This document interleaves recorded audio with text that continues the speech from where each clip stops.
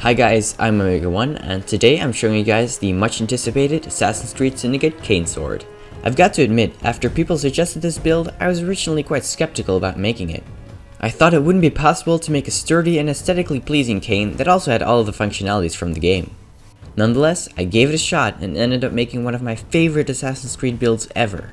Before I start showing this thing off, I want to quickly say that there's more information about the tutorial of this build at the end of the video. But without further ado, I'll show you guys all of its features. The first thing that stands out has got to be the handle. The handle is supposed to resemble an eagle's head.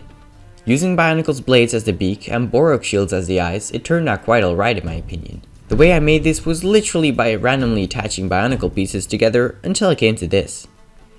Now this wouldn't be a cane sword if there wasn't an actual sword embedded in the cane. That's why, by pressing a trigger on the shaft, you can unlock the handle and pull out the sword. The lock works just like all of my other hidden blades, so I won't go in depth into the mechanism. But please note how extremely light the trigger is.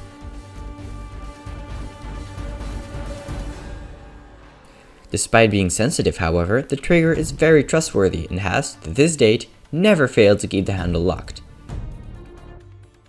The main shaft of the cane is 4 units across and a little over 3 units high. I found this to be the best periphery to house a sword and mechanism that still fits nicely into your hand. The end of the cane is slightly thinner and is tipped off with a decorative conical piece. And, just like the in-game weapon, it has an embedded scythe.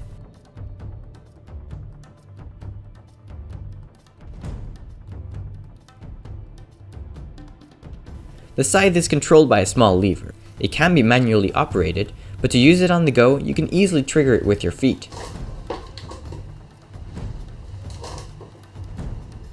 The cane is about 77 centimeters or 30 inches long, which is the ideal length for me personally. I'd also like to note that the entire thing is extremely sturdy, as you can probably deduct from me swinging this thing around like a madman. The strength of this build is achieved by using proper layering techniques and a few cleverly placed fortifications. As I said before, I'm really surprised at how well this thing turned out. In my opinion, it looks pretty good, and it's sturdy for its size. With some custom colors, this build could even work well for things like cosplaying. Maybe that's pushing it a little bit too far, but you've got to admit that using a constant color scheme really adds a lot. To finish off, I'd like to talk a little bit about the instructions for this build. I know that you guys love to make these weapons yourself, and I myself really enjoy sharing it with you, so I'm going to explain how it's gonna work. I'll make a separate video where I go through all the LEGO Digital Designer instructions, like usual. There's one tricky part though, the handle. It uses a lot of exclusive pieces that aren't in the LDD library.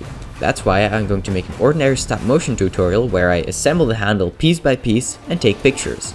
In conclusion, this is gonna take a while, but it's definitely gonna happen, so just bear with me. So, thank you guys for watching. Please keep firing these awesome suggestions at me. It's because of you guys that I was able to make this. Who knows, maybe your idea will be the next build I make.